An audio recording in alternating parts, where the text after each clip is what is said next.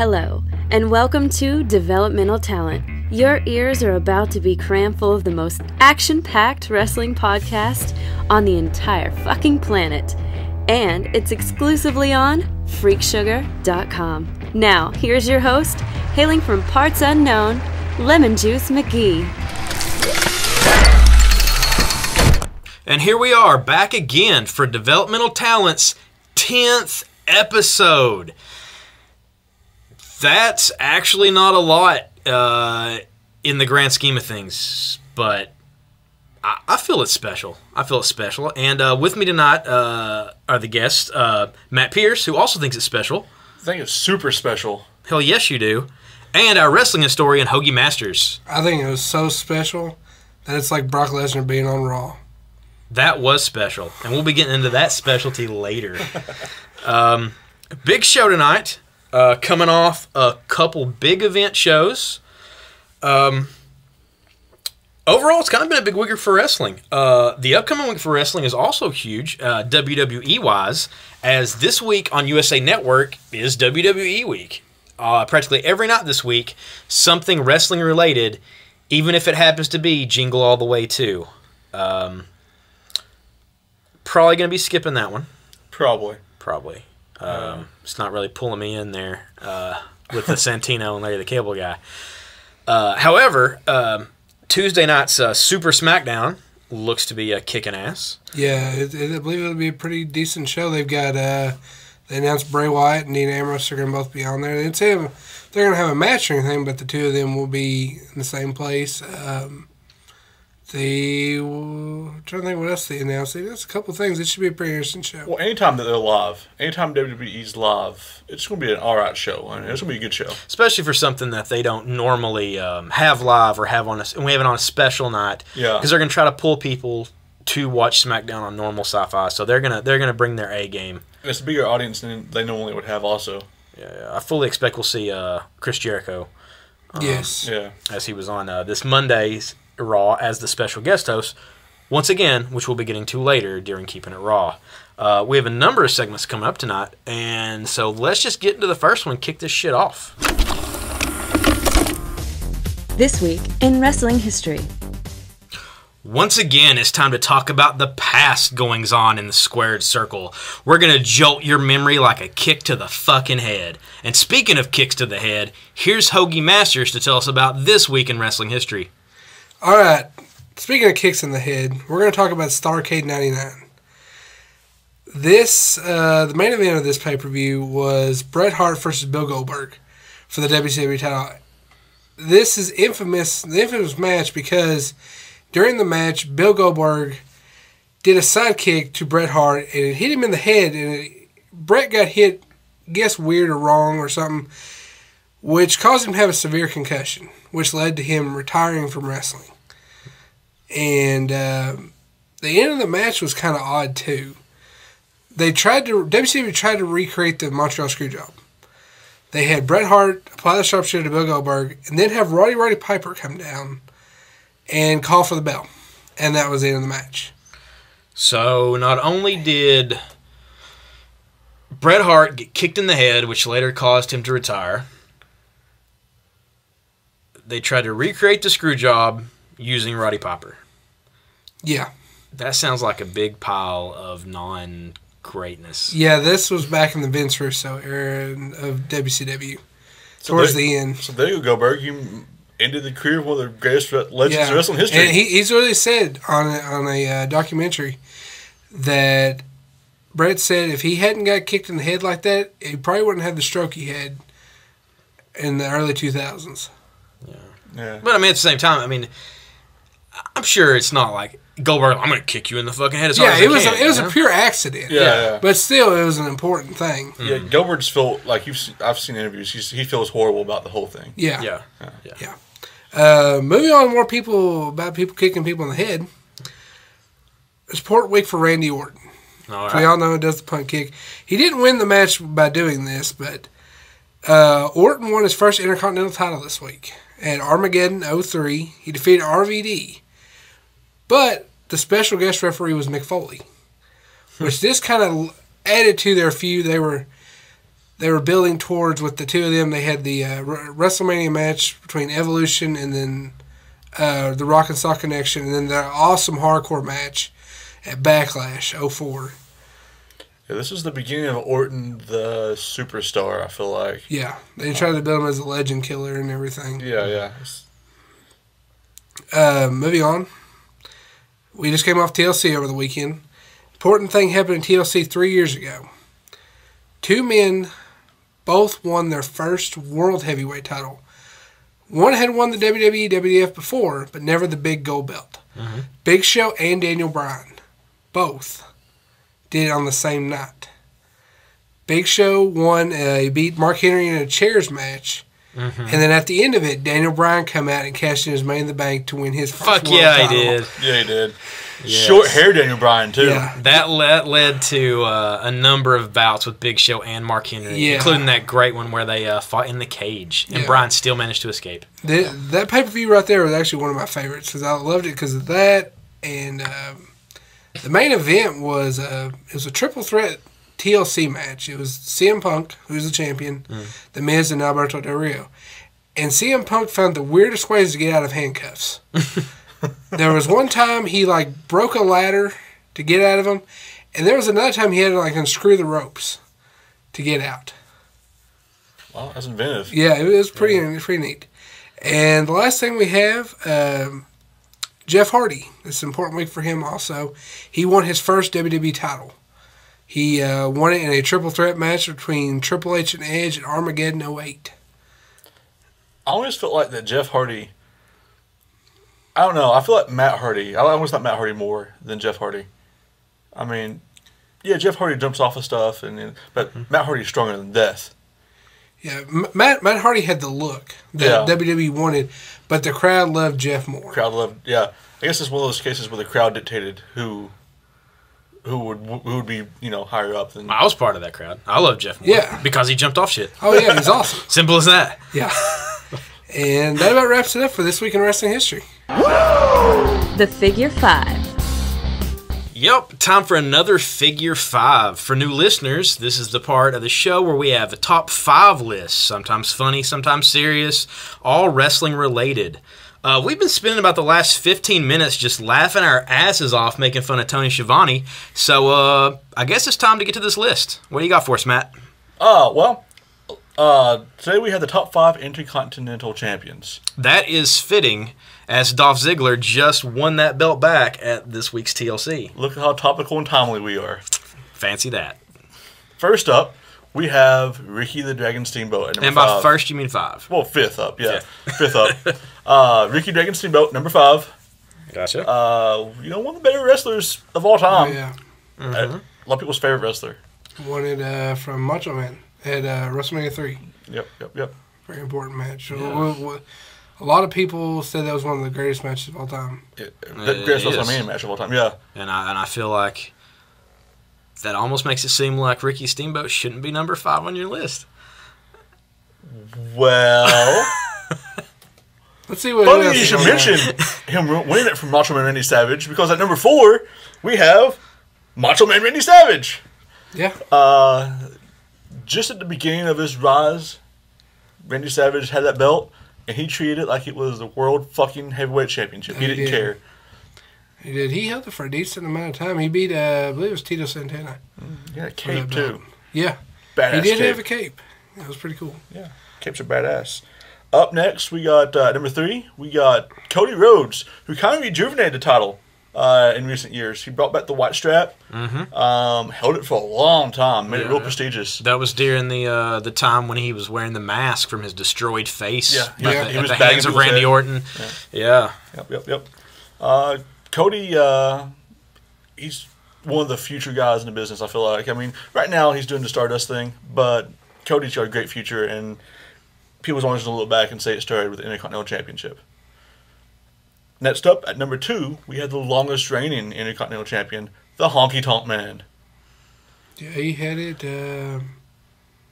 was it almost 2 years? Almost 2 years. You know who knows? Santino Marella, because he had the honkometer. That's right, he did. Also, you know who's not on the list? Unfortunately, Santino Marella. He had to have a meter comparing himself to some other champion's reign that whole time. Yeah, who's really accoladed for being that high on the Intercontinental Championship list is just the fact that he held it that long. Yeah. Not necessarily that he was a better wrestler than other Intercontinental Champions or that he was more popular. He just had the strap a long time. Yeah, and he ended up losing it within a minute To Ultimate Warrior. SummerSlam yeah. 88. Yeah. Yep. Honorable mention, we have to go ahead and toss it out to Pat Patterson, the first ever Intercontinental Champion who won it in a tournament in Rio de Janeiro. That never happened. Patterson, at the time, embodied the international flavor, I guess, of the WWF was trying to promote. He was from Quebec. And he's the first in a long line of guys who... The Intercontinental Championship seems to be the belt that the guys who do the best work in the ring get. It's like the workhorse guys get this belt. And they just make it work, and they bust their ass and just put out great matches. Well, it's one of those that even if you're not the guy who's going to be, quote-unquote, the man, they can give you this belt and show that we have some faith in you, just not all of the faith. Yeah. There were some times that I cared more about the Intercontinental title than I cared about the War title. Oh, yeah. I mean, depending on who had the War title. Well, right now, it's the top title really on current Raw. Is this the only one that gets defended? Yeah. Well, the United States title, but I mean, it's always the lower tier belt. Yeah. It's like a level with the tag titles. Yeah. We also got honorable mention Ultimate Warrior, beat Honky Tonk Man for it, and it was sort of his springboard. Now he pretty much used it basically just to have a champion versus champion match at WrestleMania with Hogan. Also changed the strap color. He did. Yellow strap. Times, yeah. Yep. But that was the start of the Ultimate Warrior's. It was the start of the WWE's faith in Ultimate Warrior, I feel like. They gave him the belt, let him see what he could do for a while, and then he went on and won the world title. So it's an important, I don't want to say stepping stone, but it's an important step into becoming the world champion. Yeah. And then we have the number one Intercontinental Champion. The best Intercontinental Champion is Chris Jericho. He's held it more than anybody else. True. That's what he wanted to do. He wanted to be Ricky Steamboat. He wanted to hold that belt. He didn't care about the world title, wanted Intercontinental Champion. And he's taken that belt and made it a huge deal. It made it from just a mid-card belt that, like the United States title, to being the belt to have for a lot of guys. So Jericho, over the course of his career, built that title up and made something really special. Yeah. There's someone missing on your list. Who? Someone that is easily overlooked, but not easily overlooked if you're online. That is China.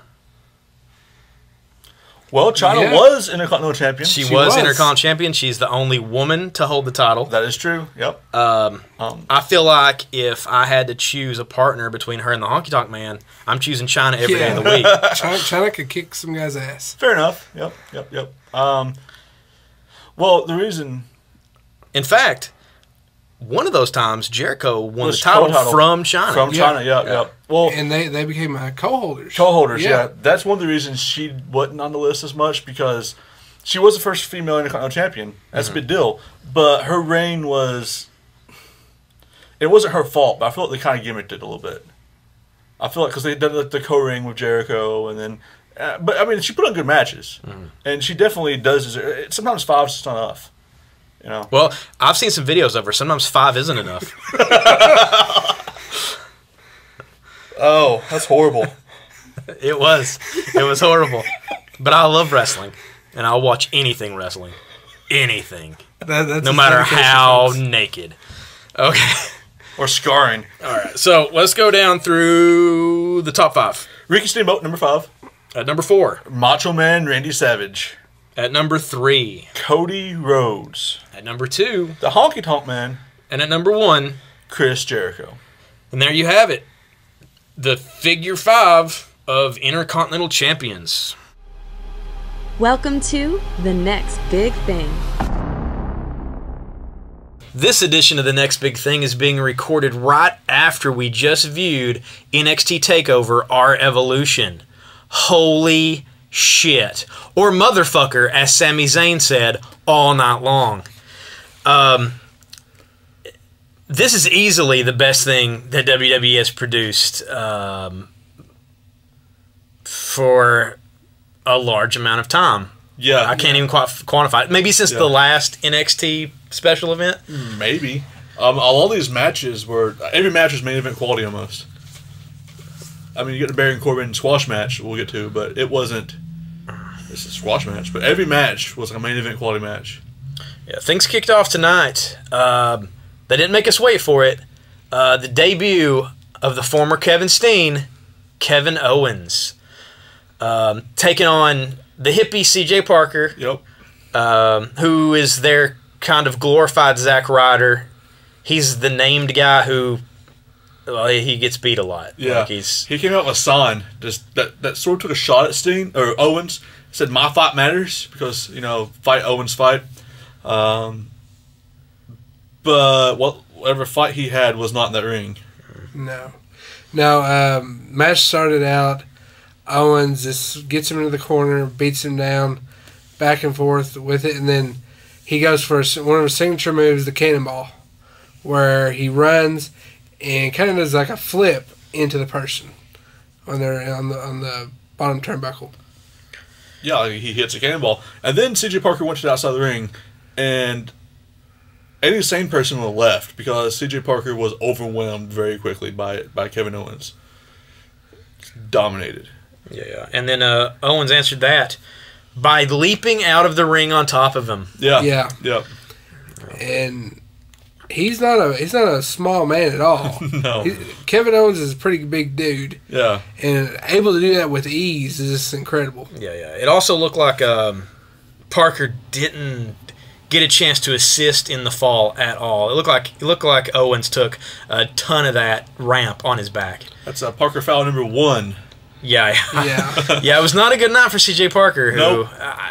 Man, yeah. I would have hate to be him right now. Yeah. I'm sure Triple H is giving him a good lashing in the back. Not long after they get back into the ring, Owens beats on him some more, tosses Parker into the turnbuckle, runs towards him, to attack.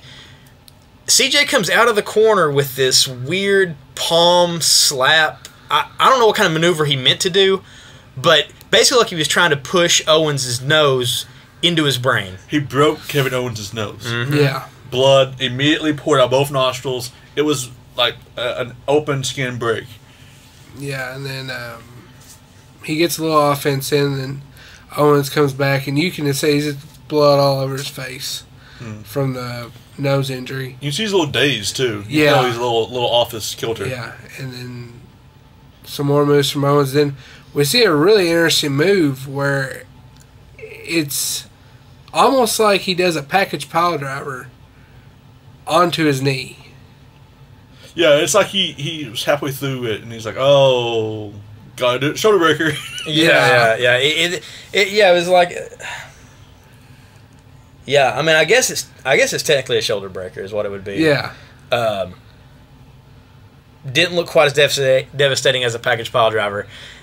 It looked like it was a on the fly type of thing that he's working on. Yeah. But that turns out it's not his finishing maneuver. No, and then he does what do they call it exactly? Snap, I think. Snap powerbomb. Something like that. Pop-up powerbomb. Pop-up powerbomb, my bad. And where he picks up C.J. Parker, throws him up, catches him, then power bombs him. Mm-hmm. And 1, 2, 3, and he gets his first win. Yep. Yeah, Kevin Owens, gotta watch out for. If you hadn't seen him before this, you gotta watch Kevin Owens. Yeah. Lots of holy shit chants. Owens gonna kill you. Owens gonna kill you. Fight Owens fight. Yeah. He had a badass shirt. It was a KO. Looked like it was made out of duct tape or something. I don't know, but for Kevin Owens or knockout. Whichever. Yeah, I mean, it was a great debut. I mean, he's a tough son of a bitch, and now people who didn't follow him in Ring of Honor now know that he's a tough son of a bitch. And then it went on to the next match. Next match was the tag title match. Yeah. Lucha Dragons versus Vaudevillains. Yeah. Vaudevillains getting more of good guy reaction than what you would normally think. Yeah. The crowd was behind them, chanting the whole time, mostly for Gotch. Yep. Said he was manly. Yeah, it was one of those deals that there were actually a few boos whenever the Lucha Dragons were holding up the titles at the end. Yeah. It was a very good match, back and forth. It showed what both teams are good at. It showed that Lucha Dragons were really good at the high flying offense, and the Vaudevillains are more of a classic power team, and they highlighted that really well. And team is a key word. They do a lot of double team moves and maneuvers that rely on each other in tandem, and so it works great for them as a team. Mm-hmm. But match ended with Kalisto doing Selena de Sol. Which one villain? Gotch, yeah. For the win, and they retained the tag belts. Yeah, it wasn't an overly long match by any means. It was a good match. But it was good. It was a good, solid tag title match. And I'm sure this will just be, the first, I guess second actual battle between the two tag teams because they fought in the tournament. Yeah. So, the finals, yeah. So I'm sure they'll have another meeting soon, probably. Yeah, they even highlighted it kind of in the promo beforehand that like the weak link in the Vaudevillains was the Lucha Dragons. Yeah, they said that was the only team they'd ever lost to. Yeah. After that, we were treated to a Baron Corbin exhibition. Yeah, I guess? Yeah. It's just it was basically just a furthering of the storyline with he crushes people quickly, and Bull Dempsey crushes people quickly. So Bull Dempsey sat out there with his windbreaker and watched him the whole time. Yeah, it was weird. Yeah. He fought, I think, Todd Dillinger. Fought Todd Dillinger. The crowd did the count. They counted up the seconds. I believe they got to 30 or so before they ended, but the match ended pretty much just after that. So. Yeah, I mean they're basically pushing. Eventually, him and Bull are going to go at it. Yeah. And so I would say this coming week we'll see Bull crush somebody, and Baron will be out there watching him, and they'll do the same type of stuff. I mean, this really wasn't. I mean, this was on the event, but of course, this wasn't one of the matches that we were. It was there as a way to cool down between the big matches, because next up was something so great that it's tough for words to describe the sheer wrestle boners we all had from seeing what was to come out from the curtain. The Ascension came out first, which you don't see a lot with the Ascension. Yeah. They generally come out second, and then Wreck House. They come out first. Itami come out dressed in a sort of Dragon Ball Z-esque gi, which is awesome. Yep. Followed by the beast incarnate of Finn Balor with full makeup and dreads crawling through smoke. Oh man, he looked just about as close to Venom or Carnage as you get, without it being Venom or Carnage. It was amazing. It was enough of a generic monster that it was awesome without having. They can make an action figure of him like that, basically. Yeah, that's what it is. Yeah. He had a mouth on his neck. He had 2 more mouths on each knee. It was pretty amazing. I mean, he going into this event, he said he's going to show everyone something that they've never seen before, and he held that true to that fact. Yeah, he had extended music. He had a different guitar riff, the stuff at the beginning as he crawled through the smoke, and then once he got to the ramp, then his usual high-noted music hit with the lighting and all the stuff, and it was something. Like, it's one of those things that, we shouldn't be so excited for somebody coming out, but it's basically the same feeling you get when you see The Undertaker come out. It was one of those. It was awesome enough that right after he gets out to the ring and the match begins, that was awesome chant starts from the crowd. Yeah. They were chanting "Holy shit!" during his entrance. Yeah. So if that tells you anything. Yeah. And the match lived up to that entrance. Yeah. As it was a brutal back and forth between the two, and it wasn't the Ascension just getting taken down. They had quite a bit of offense. Yeah, they dominated the first part of the match. Oh yeah. They dominated Hideo a lot. He beat down Hideo, and then Hideo got the tag to Finn, and then they got the upper hand on it. and kicked the fuck out of everybody. Yeah, and we nearly saw possibly a GTS. We don't know for sure. Yeah. Hideo had, which one was it? I think it was, Connor's the big one. Connor's the big one. It wasn't Connor. Okay. The other one with the weird goatee. Yeah. Victor. Yeah. Victor was up on Hideo's shoulders. Surely to God that was a GTS team. Yeah, So it had to have been. Yeah. Which now, I mean, why not let him use it? Like, the Punk's not coming back. Just let him have it. Let him have it. Yeah. Can't use the GTS in UFC. And then didn't also Finn Balor do his old finisher? Yeah, he done his old finisher. I think Bloody Sunday's what he called it. Well, he done an inverted version of it, but Yeah. But it was awesome. But that wasn't. Neither of those things caused the finish. No. It was a double top rope stomp. Yeah. Looks like Victor took it in the midsection, as they used to say. It looked pretty rough on his part, but the Ascension were beat down by Hideo and Balor. Balor got the pin, and with the current rumors, there's a possibility that was it for the Ascension in NXT. Could be, but, that remains to be seen. I mean, none of that's proven or anything yet. So, and plus, even there's some guys like Bo Dallas stuff. Once they come to the main roster, they still kind of go back and forth for a while. Yeah. So they may not have seen the last of them yet. But man, it was a good showing for Itami and Balor. Made them look like a super strong team. And made them Ascension show that they are beatable. Yeah. I think it put Balor and Itami in a situation where they beat the former champions. Vaudevillains, I think, will get another shot at it, but it's got to put Itami and Balor in the talk of the tag division. Yeah, I don't.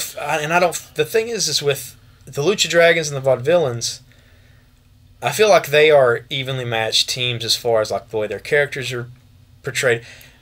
It's almost like Itami and Balor are.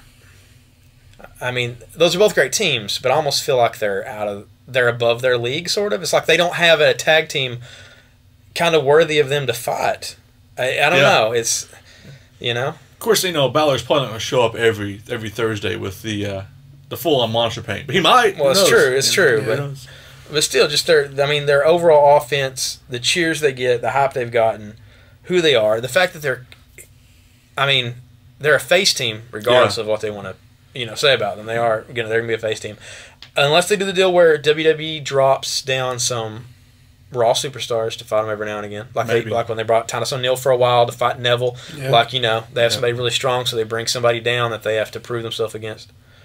Also, another point: the commentary team referred to Itami as the Japanese Ric Flair. This to show you how big he is in Japan. He came over here. Speaking of the commentary team, we didn't get into this. Oh yeah. Corey Graves formally announced his retirement due to repeated concussions. But he will now be on the NXT commentary team.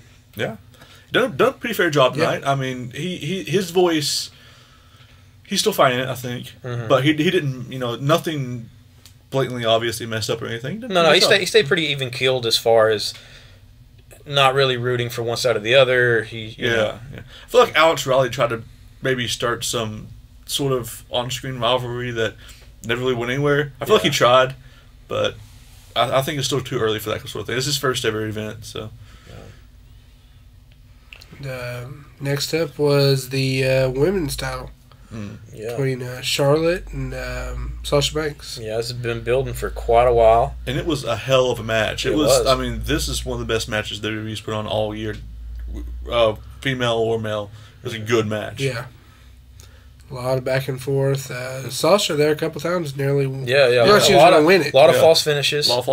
Sasha taking some of the Nature Boy taunts. Doing some struts. She used the figure 4 headlock on Charlotte. Yep. And for a while. Yeah. Tried to chop her a little bit too, but you don't chop a Flair. It's not something that happens. No, Charlotte got her and just chopped the hell out of her. Yeah, there's some top rope moves. There's a little bit of everything in this match. It was paced really well. Sasha went over the top rope. Yeah. You could see, they both did a good job of like furthering the hate between their characters as they wrestled, yelling at each other, taking time to taunt, and they were just, it was very brutal. You could tell by the end that they had, I mean, it had taken a toll on their bodies. Yeah.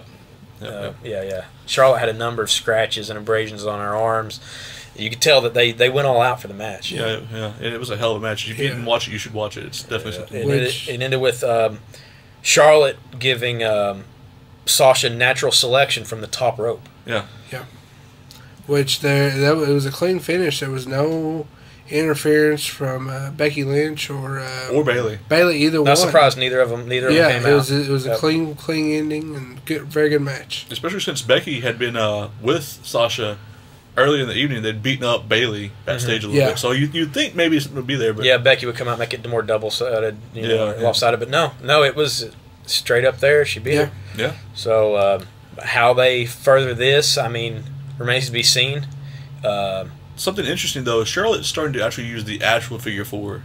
She tried this time, and she got rolled up with it. But I think that what they're trying to do with it is, because Natalya uses a sharpshooter, she's a heart, I think that once Charlotte goes to the main roster, the figure 4 will be her thing, and it'll be Flair versus Hart in the Divas division. So I think they'll do with it. Sure. I can see that.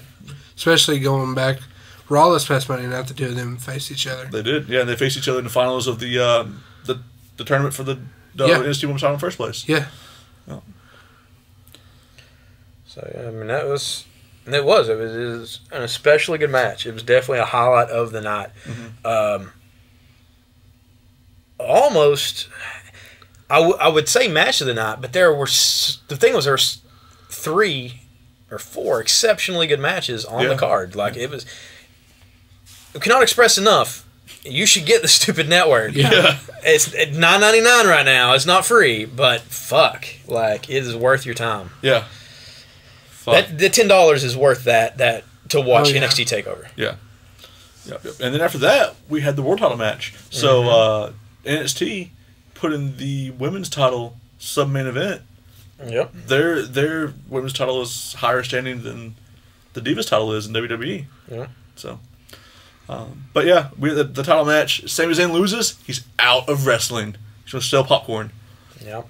Neville said that he would not be responsible or be guilty over, Yeah, they went a roundabout way with it. Yeah, they tried to keep it to where, we can keep Neville a good guy about it, but he's also being a dick about it. It was weird. It's basically him giving an excuse for why he has done the shady finishes and pulling the ref out of the ring and all that. But yeah, he said he did what he had to do. But, I mean, that's the thing. I mean, you have 2 guys who are super popular, and they're both... neither are evil characters, so it's like, what can you do? You can't hold them down forever or wait till a transitional champ comes in to do it, so you gotta have them face each other. So, I mean, you do what you can. Yeah. Lesser of 2 evils, I guess. This match is another classic. I mean, Sami Zayn at NXT TakeOver, he just pulls out all the stops every time. Yeah, he does. It's match of the year almost every time he wrestles him. Yeah. It's been him and Cesaro in the past, but this time it's him and Neville, and it didn't change. So, I mean, it's Zayn. Zayn's the one pushing that. It was back and forth contest. A lot of just wonderful wrestling throughout it. Couple spots where Neville near the one, he almost got the red arrow off. Yep. Sammy got his knees up to block it. The ref kept getting hurt. The ref, I don't know if the ref just had his fucking face too close to them, but he was hit 3 times. Even if they planned for him to be hit a couple times, that last time when Zayn's feet kicked him in the face, it was just because his face was in the fucking way. Yeah, the first one was definitely something that was supposed to happen. Even though it looked like it hurt both the ref and Neville. Yeah. Their heads collided. Zayn went to do, I think it was a German suplex. And the ref's head hit Zayn's head. Not Zayn, I'm sorry, Neville's head. Yeah. And nearly cost Sammy the match. It did. Sammy went with his bare nature, checking on the referee. Yeah. And then he went for the haluva kick, hit it, but his elbow caught the ref. So he didn't get the pin there. And then we saw his famous, where he runs and goes through the middle rope. Yep. Oh, yeah. Hits the spinning DDT. Yep. Yep. Yep. And then Sammy, after one of the ref bumps, goes outside and gets the belt. Yeah. And he No. Neville got the belt. Neville got the belt. Yeah. Neville got the belt and Sammy stopped him. The ref was down, couldn't see it. Then Sammy has the belt and has to question his morality should he attack Neville. The entire crowd is chanting no. Sammy's practically chanting motherfucker. He says, fuck it, motherfucker. And the audio cuts out. Yeah. So he obviously said it loud enough that the cameras, microphones caught it. I'm sure Triple H was in the back, happy as can be for that. Between the blood and the cussing, I'm sure that they, He's too busy just wearing out CJ Parker. He might have known what happened in that match. But Sammy eventually doesn't use the belt that way. No, not that way. Sammy doesn't win it that way. No. And then almost loses again. Yep. Almost lost it again with a inverted Hurricane Rana. Mm-hmm. Yeah. Looked nasty. But in the end, Sammy gets the haluva kick and gets the 1-2-3, and now is your NXT champion. Everybody comes out to celebrate. Leading the charge, his best friend in the world, Kevin Owens. Yeah. His nose stitched and still bleeding. Yeah, Yes. just pouring blood. Yeah. CJ Parker did not come out to celebrate Sami Zayn. No, He's probably being whipped in the back. yeah, everyone's excited for him. They pack him around, just clapping and hugging on him, and confetti falls and everything. And It goes on for a while. yeah, it goes on pretty a while. Yeah. And then we think he's the show's over. He's gonna go to the back, and once again, here comes his best friend, Kevin Owens. They hug again, raises his hand. Yeah. They walk down the ramp, and then Kevin Owens kills Sami Zayn. Yes, he then Murdered him. Yeah, delivers a clothesline, knocks Sammy down, then picks him up and power bombs him on the ring apron. Yep. Onto the corner of the ring apron. Yes. Sammy just folds up. Yeah. Just folds up out. Owens looks around. The people are chanting, probably fuck you, Owens. It's tough to say. There was a lot of cursing tonight. I think they were chanting kill Owens kill. I think they were. Probably was. But as he started to go up the ramp, Regal came out and got in his face. And he just shoved Regal off, and he looked pissed. And then Regal went to go check on Sammy, and the refs were checking on him, and that was the end of the NXT. Sammy was motionless. Yeah.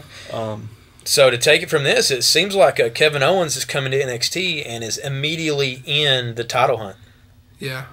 Which, going into this, I had a feeling they were going to do something with the two of them.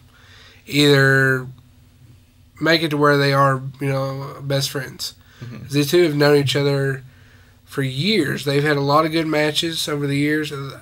One of my favorites was when they were in Ring of Honor. They had a ladder war match. Final Battle? Yes, Final Battle 2012. Yeah. Where Steen package pile drives him through one of the ladders. Yeah, they had two ladders set up, and one ladder laying horizontally across the two. They're standing on that ladder, and he gets package pile drive through that ladder. Yeah. Wonderful match. I mean, after the last 3 months of Adrian Neville and Sami Zayn being best friends in the whole world, but Sami just can't beat him for the belt, it's refreshing to see some guy come in and be like, motherfucker, I'm going to take that belt off you. Yeah. I don't care, we're not friends no more. Because give him a belt. The promos he did going into this, he talked about, all of his friends that had come up before him. Yeah. And he felt like he deserved it more. Yeah. I feel like some people were feeling like it was a thing where, he's going to be buddies with all these guys. I feel like it was jealousy almost, or like, resentment that all these guys were caught up, and Owens feels like he's the best wrestler in the world, and everybody got caught up before him because he needs to prove himself, and he's going to. He took out the champion. And out of those people they showed on the video, Neville and Zayn are the only two that are still in NXT and accessible to him right now. Mm-hmm. Yeah. And at the end of the match, as everybody was out cheering, Neville gets up and Sammy puts his hand up to shake his hand. Neville kicks it away, but then pulls him in for a hug and holds his hand up, and so they're back to being respectful pals. So that's boring. They might cut Owens attacking Zayn again to him going after Neville for a little while, maybe for taking away his #1 contendership. I don't know, taking away his rematch or interrupting the rematch. Yeah. So I could see it being Owens taking on Neville and Zayn. I'm glad Owens is there as just a war machine, because the whole we're best friends and I'm gonna fight you for respect. That's okay for a while, and it makes for good matches. But it's boring after a while. You want to see somebody who wants to destroy somebody, or I do anyway. I feel like Kevin Owens wants to destroy his way to the belt.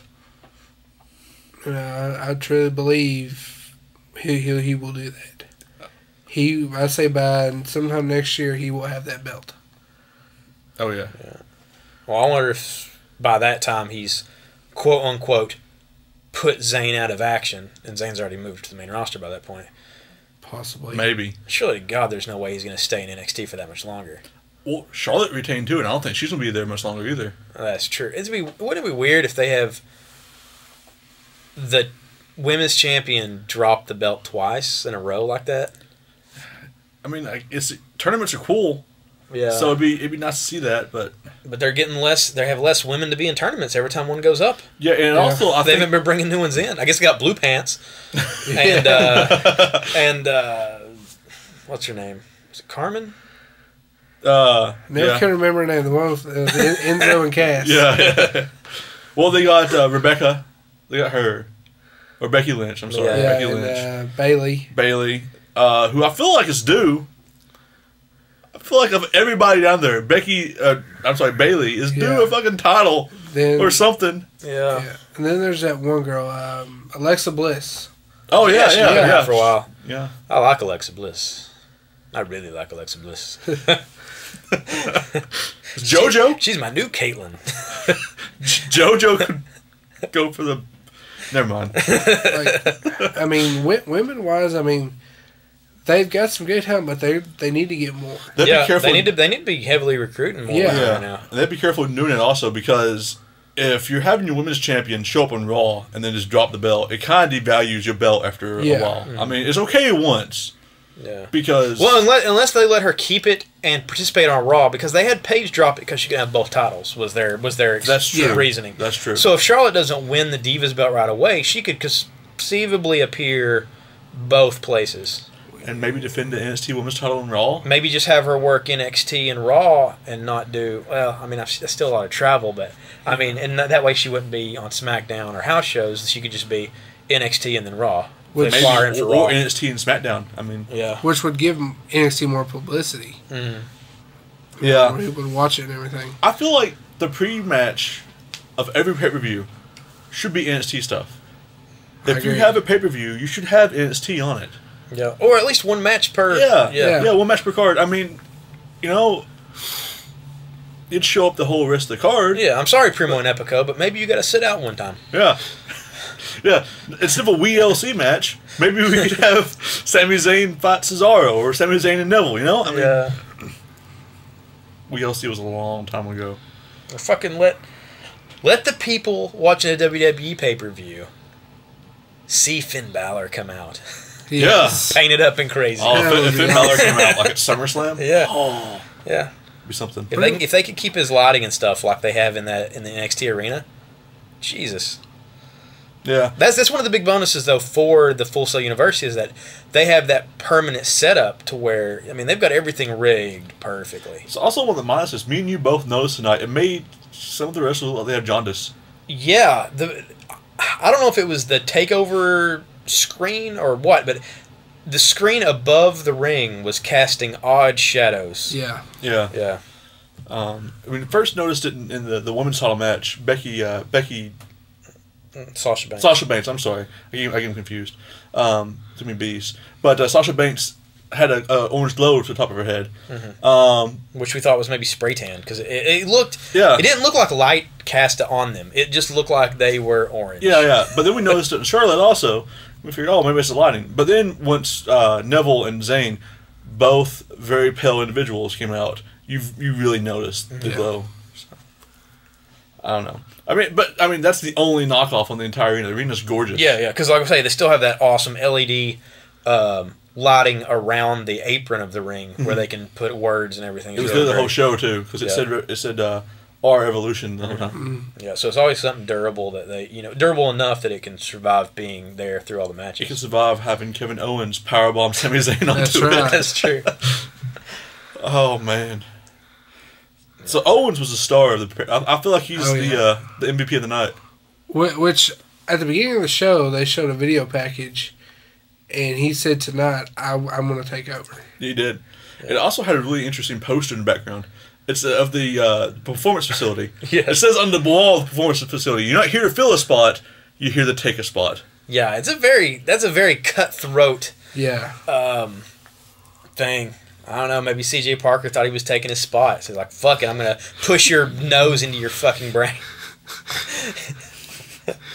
I don't know what he thought he was doing. It looked like a palm strike. It was horribly missed, whatever it was. Yeah. That plus the I don't know. I feel like CJ Parker's probably getting chewed out. Probably. CJ Parker will not be working with Kevin. Oh, he might. Kevin Owens might want to work with him. But the benefit is it made Kevin Owens look like a true hardcore badass. Oh yeah, it did. With the bloody nose, and they come out later with the stitches and the blood, and showing that he's not. That shit doesn't faze him. Yeah. Because you can tell it dazed him just a little bit, but he went right back to it. Yeah. He had a clothesline. They called it a JBL clothesline. So it flipped him over. And they made it a point to say that on the next episode of NXT that's coming Thursday night, that they're going to be doing a special interview with Kevin Owens, which at the time was like, well, it's just going to say more shit. Now, there's a lot of shit I want to hear. They also made a point how Owens said he had no plan B. He moved his entire family to Florida. This is what he wants to do. Yeah. So he's all in, and he made a real impressive showing tonight. Because he's originally from Canada. Yeah, Montreal, I think. It's I never can remember it. I always try to remember, but I can't. It's like literally there was an announcer a couple months ago at a show and couldn't remember how to pronounce it, and he literally stopped the announcer and made the crowd answer where he was from. Yeah. Between Kevin Owens, Tommy, and Balor, and Zayn, Neville, and Charlotte, and Banks, this easily. Yeah. This might be wrestling-wise the best pay-per-view of the year they've done. Like WWE has done. Yeah, WWE. Yeah.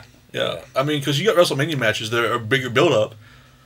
Most of those matches weren't as good in the ring. Mm-hmm. And with Daniel Bryan missing, out, maybe never come back, the best wrestling that you can watch right now, WWE related, is on NXT. Yeah. WWE might not be in the wrestling business anymore, but fucking NXT's in the wrestling business. Yeah. And if you were wondering, Owens is wearing pretty much what he wore in Ring of Honor. He's wearing basketball shorts, and then just one of his shirts with the sleeves cut off of it. Yeah, taped up hands. It's pretty much the same. So yeah, I mean I think it's pretty much our thoughts on Next big thing. Yeah, next big thing. Yep. It is great. Like I'm gonna have to process. I'll probably watch this again in the next coming days. I'll probably just when I'm at home goofing around. This is probably gonna be on the television.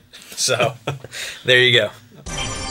Time for the post-per-view. And this is the post-per-view for WWE's TLC. Tables, ladders, chairs. And stairs. Yes. Tacked on hastily amongst the last week or so of promotion for this event. The show overall, maybe because I watched it so late, I didn't catch the original viewing. I caught a late show. I was tired.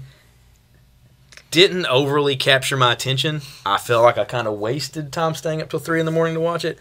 However, there were quite a few highlights overall in the surprisingly few matches that were on the card. Everybody got a little bit of time to work their magic. Things kicked off in a pre-show.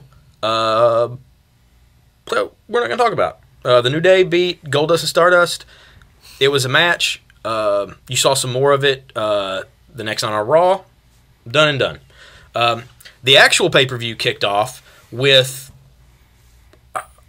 what I feel like is match of the night.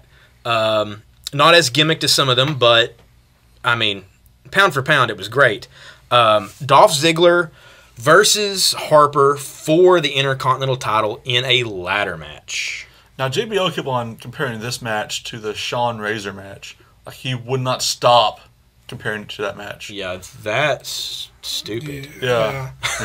Shawn versus Razor is without a doubt one of the greatest ladder matches of all time. I mean, this was a good ladder match, but not that good. I mean, if Dolph maybe against like Cody Rhodes or somebody, would have been maybe compared to that. But I mean, Luke Harper, he's a good talent. He just not as. Well, I'm trying to think of the word to describe it. He doesn't work as well with Dolph. I feel like that's the thing. Well, plus this whole the way they have them meshed together, they never overly explained. They put them against each other a few times, but it's not like they have this burning feud or hatred or reason to go after each other like Razor and Shawn did. Yeah, I mean, Razor and Shawn was for the unification of the Intercontinental title. Yeah. Who's the real Intercontinental champion? Yeah. And then they had the rematch. Yeah. At SummerSlam. But Razor and Shawn had that iconic where Shawn's riding the ladder down. Yeah. Now, if we talk about that a lot, it's because JBL talked about it a lot. The match itself was really good. It was pretty brutal too. I mean, ladders. They started off with the ladders pretty quick. Ziggler and Harper both got to the outside, started tossing ladders into the ring. Harper throwing the tiny one in there. You know that's just a weapon. Yeah. There's no use for that fucking tiny ladder, other than a Hornswoggle joke. Yeah, we'll see. We'll see. So, I mean, scrapes and cuts and bruises all over these guys. I mean, they took punishment from these ladders. Which they actually did some close-ups on Ziggler, and you could see all the cuts and scrapes that he had from the match. And Harper was beat all the hell also. I mean, it was a fight. Ziggler wound up pointing it out, which I guess isn't really surprising considering the upswell of support he's been getting lately. Yeah. But it's just random to me to give the belt to Harper for a month and then take it away from him. Yeah, I mean, it may be like, with the authority gone, the rights can be wronged.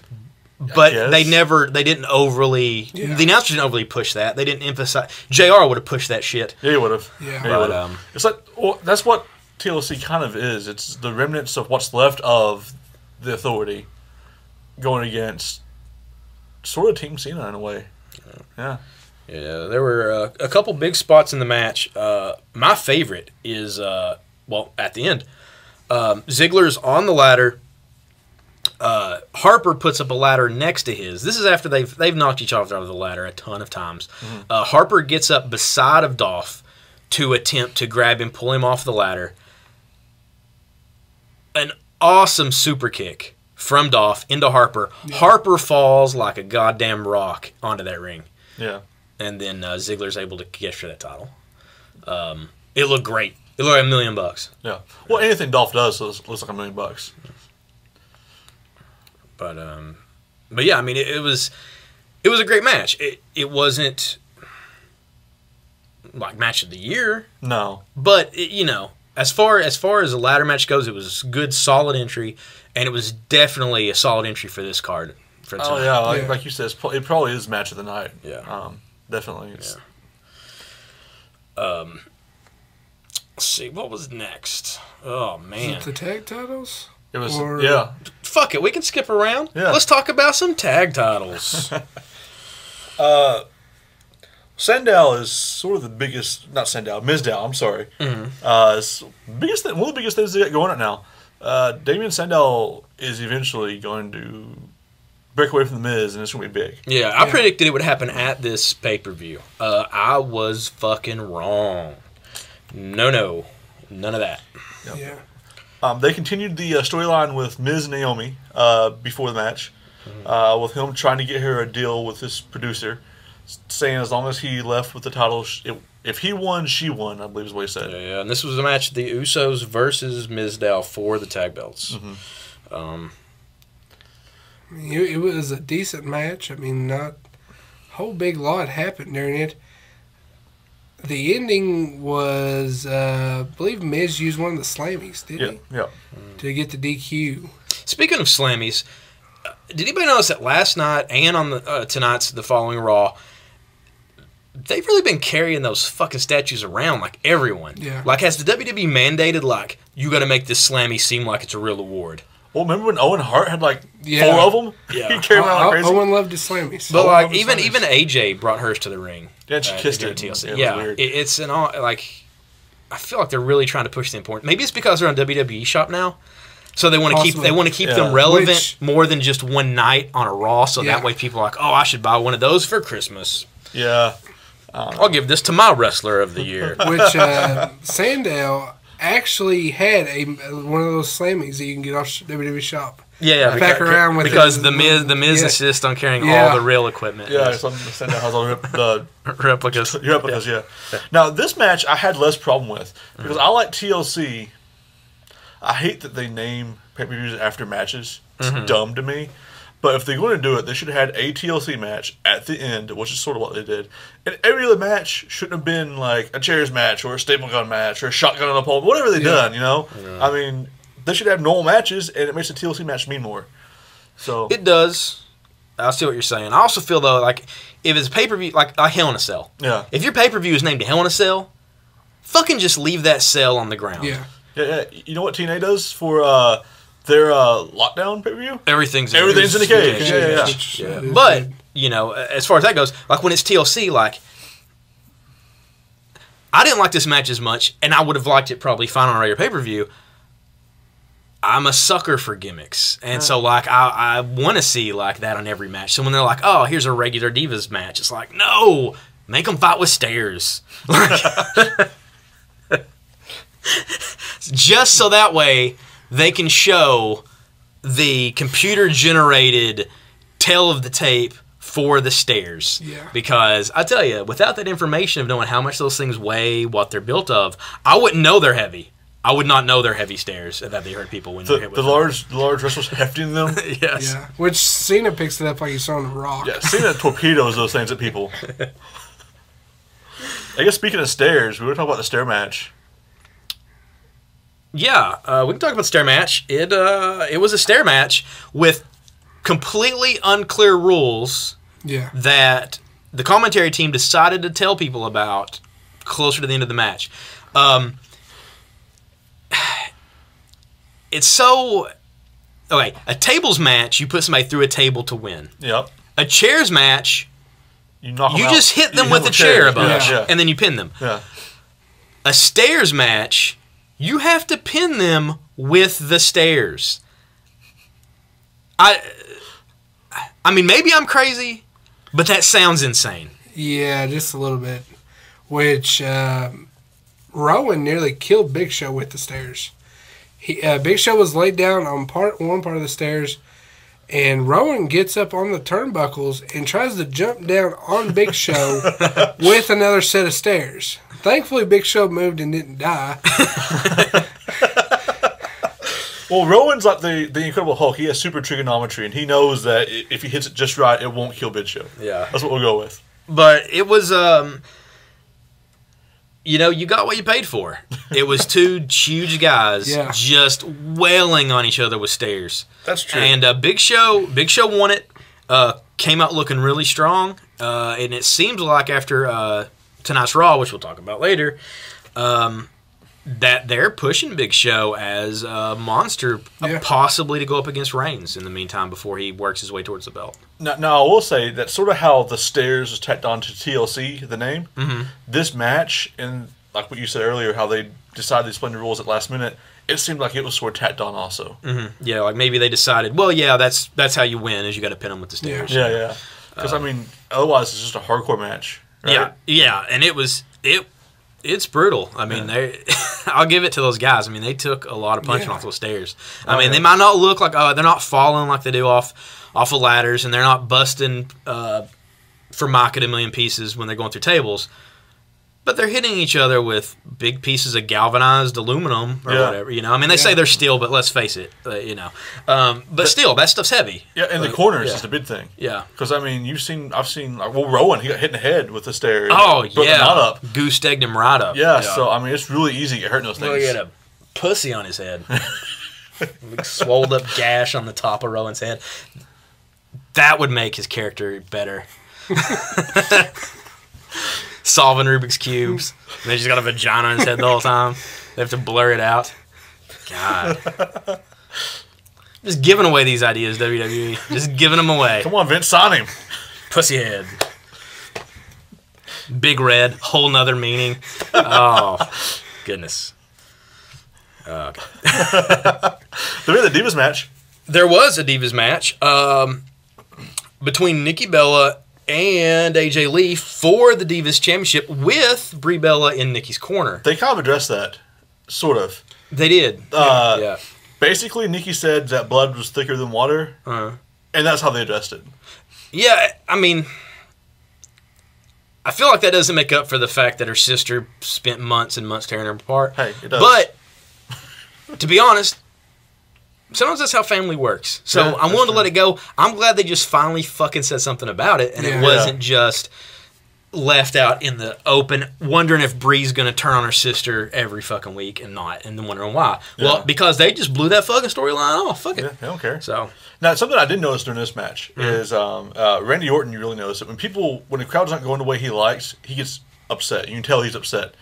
At one point in time during the match, people were cheering for AJ, and you could tell it was bothering Nikki. Like, she was looking around, and you could tell she was really upset. Like, it was only for a second, but you could tell that it bothered her how the crowd reaction. Like, it's like, I think she thinks she's the champion. She's with John Cena. She should be the focus of the Divas division, not AJ. And well, what you're saying, are you saying that she did that like it appeared like she really was reacting that way? Yes. Because her reacting that way, that makes it sound like she is good at playing her part because that's how she should be reacting. I feel like that because her character feels that way. Like it's right. That's true, but I feel like that her character and her are really close, and so it just struck me that the way that you can tell Randy Orton's supposed to be that way too, but he gets irritated. It looked to me like just for a second she like really was irritated that she wasn't. People weren't cheering for her. And maybe it was just her doing her character really well. Maybe it could have been. She's been on Total Divas for seasons now. Seasons! Oscar-worthy performance on Total Divas. If they give Oscars for TV shows. Which they don't. They don't. They give Emmys, I think, is it? Listen. They give Slammy Awards. That's true. But that's what she did, Slammy, for Best Total Diva, I guess. I don't know. Surprised they don't have that award. They kind of do, and AJ won it, even though she's not on I the was show. going to say, they have the Divas Award. Maybe they should have a best person that's on Total Divas. Also, we've talked about the match longer than the match happened. Yeah, super short. Because it had an unexpected finish, which I guess in this case, it worked out. I mean, I guess I like that it wasn't just another thing where a sister comes in and disrupts things and then they win it. It kind of way it went. Yeah. But Nikki pulled out an aerosol can of something and sprayed it into AJ's eyes when the ref was distracted by Brie, hit it into her sock, and as AJ was blinded, picked her up for the rack attack. So they introduced a weapon, kind of, and that was kind of a change of pace from the usual. Well, I guess not usual. When AJ lost the title, it was due to Brie making out with her. Yeah. So I guess they have been inventive on that type of stuff, but showing that the Bella Twins are completely the heelish, underhanded duo in this storyline. Yeah. I thought maybe the spray bottle was full of arrogance. You know, maybe? Rick Martel? Hey. Maybe still selling it. Maybe. Got it on QVC. Yeah. Nikki's up late at night, and she's like, that'd be good in somebody's eyes. And then John Cena's like, shut the fuck up and go back to sleep. I'll buy you no Land Rover. Yeah. But no, crime scene forensics determined it was hairspray. Yes. According to Michael Cole, he used his sleuthing skills, which JBL compared to Columbo. Now, this is all happening on Raw, so don't confuse. Don't go trying to watch TLC on the network hoping to hear this banter between these commentaries, because I know it's worth your time to do that. But JBL compared Michael Cole's detective skills to that of Columbo, to which Michael Cole said something about him using dated references, which it completely is, and then said, I'd say something like CSI because, he probably would, because Yeah. Let's face it. That's another thing. JBL and King both use crazy dated references. Yeah. It's because they don't own TVs anymore. That's true. There's old men. JBL climbs mountains and Jerry Lawler's the king of Memphis. I mean, he had time for TV. That's true. Say Jerry Lawler's just still got like the rabbit ears. He gets like the local news and Yeah. PBS. He watches Letterman. I mean, honestly, when he's hanging at home, he's probably just drawing all the time. Yeah, probably. Yeah, you know? And admiring his... This is Elvis collection. yeah. We're supposed to having fun in Memphis eating barbecue, too. There you go. But yeah, I don't think we're going to see like Law and Order WWE anytime soon. No. They just swept under the rug. It really wasn't overly mentioned, and there was no show of any further hairspray antics on the following Raw, so it must have been a one-time deal. Next up, we had a chairs match. Chairs match between Ryback and formerly Corporate Kane. My favorite part of this match was Paul Heyman was saying that Ryback was dangerous. And this was on the pre-show. Pre-show, dangerous, and that he could hurt people in the ring. He was taking the Punk comments now. He was trying to twist them in a way that made Ryback look impressive. Mm-hmm. But it was pretty obvious that he was Punk comment. Because, I mean, it's pretty well established that Heyman is a Punk guy. The match itself was pretty much just Ryback and Kane beating the hell out of each other. The former Corporate Kane. A lot of it. The former Corporate Kane. The former Corporate Kane beat the shit out of Ryback for a while. Yep. He dominated him with those chairs. Which Kane threw like 6 or 7 chairs in the ring at one time. Yeah. He was going full on Terry Funk on Ryback there for a while. Now, he took some hits. It was pretty much like what we talked about before, though, where Kane didn't take an overly large amount of... I mean, he wasn't destroyed with chairs or anything. No. Ryback's the one who took all the punishment for the most part. Kane ate a shell shock at the end to get finished off. Overall, it was an okay match. It's good to see Ryback getting more Feed Me More chants, and it was when he was knocked down because the crowd was wanting him to get back up, like they're trying to pump him up. Like, he's starting to get... Well, not really starting. He has since he's been back. But, I mean, he's getting that reaction that WWE wanted him to get in the first place that he wasn't getting. And then, of course, they killed him basically off character-wise. Yeah. And now that he's back, it's like things work when the WWE doesn't make you want to like them. Yeah, it's like Daniel Bryan at WrestleMania. Like they killed the Fandango thing. Yeah. Like, anytime something gets popular or could be popular, and they get behind it, wanting you to make it more so, it just kills it off. The fans, Adam Rose, Adam Rose. There's all this stuff that I know that I loved, and I think we loved as wrestling fans. That I know a lot of internet fans don't like or didn't like originally, or want to give a chance.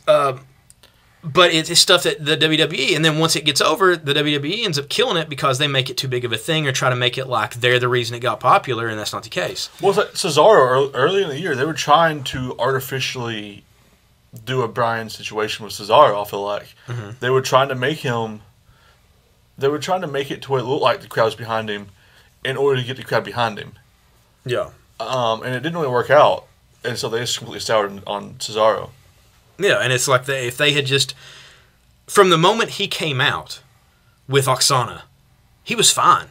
Yeah. That's actually... And they just kept fucking with him. Yeah, when he had Oksana, they said he was a rugby player. He would say stuff in 5... That was awesome. He said stuff 5 different languages. Mm-hmm. I don't know. Yeah, and he was just killing Santino every week. Yeah. That's the way to go. Man, what were we even fucking talking about? TLC. Yeah. And next up, we have the awesome match between Rusev and Jack Swagger. Yeah, and while he said awesome, what he meant was not awesome. He meant it sucked a bag of dicks because it's about the 15th time we've seen it, and it was the same fucking outcome except that Jack Swagger took 2 really hard-looking kicks to the face before passing out the accolade once, then taking the accolade again later, and lightly tapping out also in like a pass-out mode. I'm tired of seeing this. I'm tired of seeing Jack Swagger fight Rusev. Let's discuss Rusev. Because Rusev is a dominant champion. He is. Who has a pretty good mouthpiece in Lana.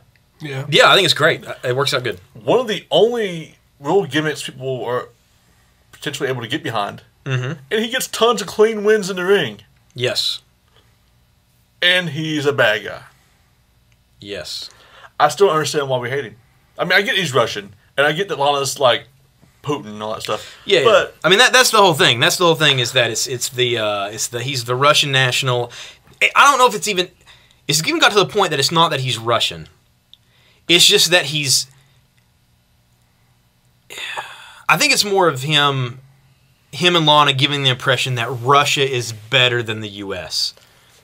I guess. I'm pretty sure if they had someone out there and they're like, oh, he's from Russia, and then he just comes there and whips some asses, not a big deal. Yeah, that's true. You come out, you put your country over the United States. I mean, it's an instant patriotic That's true. heat you're going to get from the crowd. I think it's sort of like a Muhammad Hassan situation, where Muhammad Hassan, the character, and the actual person too, was an Arab American. Yes. Who was just saying, hey, you guys treat me, I'm treated badly now because of, stuff, real world things that happened. And people hated him. Mm-hmm. Yeah. And Rusev, now it's not that so much, but at first it was just, hey, I'm Bulgarian and I now live in Russia. Lana's Russian. We like Russia, and people hated him. And now it's a thing. Well, it's also It's like a Lance Storm thing, sort of now. Man, there's like no good way to say this. It's like it's safe to hate a Russian. Okay. Culturally, you could hate this guy because he's from Russia, and people aren't going to openly be on you as hard as if you're like, I hate this guy because he's Iranian. Okay. You know what I mean? I mean, right. I don't. This isn't like... Right. I'm just talking about how this is just my guess of the general audience and the WWE's way of pushing that character as like a safe... Being xenophobic at all is wrong. I mean, we gladly agree to that. Like, it's not anything we support. It's stupid. In the wrestling world, character-wise... that's one of those gray areas where Russia is safe to be, mostly because of the 80s. Yeah, I think in Vince's mind it's still 1985. Harkening back to the 80s, I mean, let's face it, the most badass Rocky movie, we're up against Russia. That's true. That's true. But Russia changes at the end. The most badass Rambo movie, where he helps the Taliban take on Russia.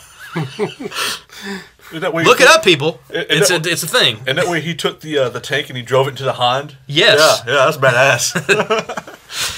So, it's... I don't know. I mean, I know we talk about this every week, that Rusev... I don't understand why he's the bad guy. And I guess I do understand why he's the bad guy. Yeah. Well, he's the bad guy because WWE is pushing him as the bad guy. They could easily turn it just like... I mean, let's face it, fuck. If they can make the real Americans... Right. into people they cheer, they could turn Rusev into... It's just got to have either the right bad guy for Rusev. Mm-hmm. But if they take that away from him, I wouldn't... They need strong heels. Strong heels, yeah. I feel like my biggest problem with it is they don't have strong people to go against him. That's a problem, too. They're too focused on the America versus Russia aspect of it. Yeah. If they focused on the fact that him and Lana they just think Russia is better. Yeah. And they just get the fuck over it. And like they don't really bring it up. It's just in their actions they keep showing that. Have people fight him who aren't just these pro-America athletes. Like Sheamus never got his title shot back. Yeah. I mean, I feel like they kind of doing a Lance Storm thing in WCW where Lance Storm wasn't anti-America, he was pro-Canada. Mm-hmm. Well, Bret Hart did that as well in WWE. Yeah. But in both cases, WWE with the Patriot and WCW with Misfits in Action, they had somebody already in place. Mm-hmm. Now they don't. Well, they fucking had their chance with Kurt Angle, and they fucking lost it, and he's going to be in TNA. And that's great for TNA, but fuck, you know? Like, that was their chance. That was their chance. That was their chance to have somebody defeat him, and it make tons of sense. Mm-hmm. Now it's almost like they've locked themselves into it's got to be some American hero do it now. I think it'll be Cena. I think Cena will beat him at WrestleMania. Cena, or they'll do some kind of tag team thing. And he'll lose a tag team match? No, it'll be like Cena and Hogan, and have Hogan do it. That's so much Americana out there. But who would be with Rusev? Vladimir Putin. The Iron Sheik. Oh yeah. God. God and Rusev versus Cena and Hogan. God doesn't do well in wrestling matches. He doesn't. No. Shawn Michaels couldn't help him. No. So, I mean, shit. Mr. WrestleMania. And Rusev might be healing enough to do it, but the immortal Hulk Hogan, I mean, that's a tough call on that. Hulk Hogan. Yeah. We forgot a match that happened surprisingly in the middle of the pay-per-view. This happened before the Divas match. It happened before this match. It was Cena and Rollins. Yeah. Oh, yeah. Which it said was super the main event. early in the fucking pay-per-view. Yeah. Which is the same way it was at Hell in a Cell. They're like, this is going to be the main event, Orton and Cena. And no, it went on mid-card. Yeah, and it went on mid-card, and then I think the Divas match went after, and then, Yeah. Because I guess the WWE just knows that Ambrose brings the house down. Yeah, he kind of did. So, tables match, which I wish this was one where you win by pin or submission, and you just put people through a shitload of tables, because that's what I really like to see. But no, it's you break one table, it's over. If you put yourself through it, it doesn't count, which I feel like that is actually a good rule. Yeah. It makes for some, especially in tag matches, because I still remember the Jeff Hardy jumping through the table. Yeah, and while this was Cena versus Rollins in a tables match, it was really Cena versus Rollins and J&J Security in a tables match. Yeah. These matches have no disqualification just by the way they're portrayed. I mean, you could go through a table anywhere in the arena, so naturally they can't disqualify anyone from just jumping the fuck in.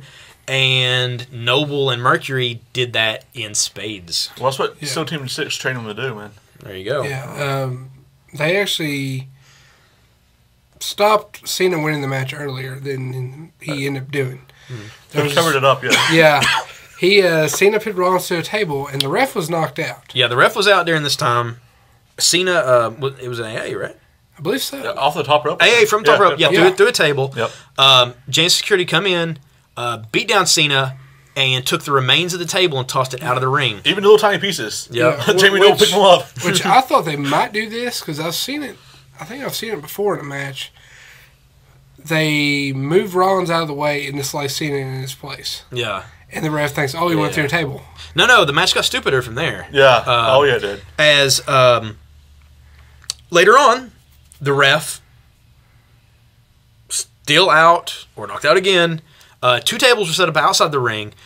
Both Rollins and Cena fall side by side through both tables. There are a couple refs out there. One gauges that Cena won. One gauges that Rollins won.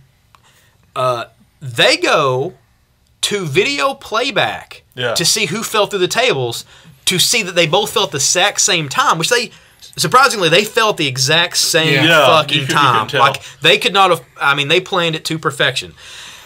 However, and they kept the match going.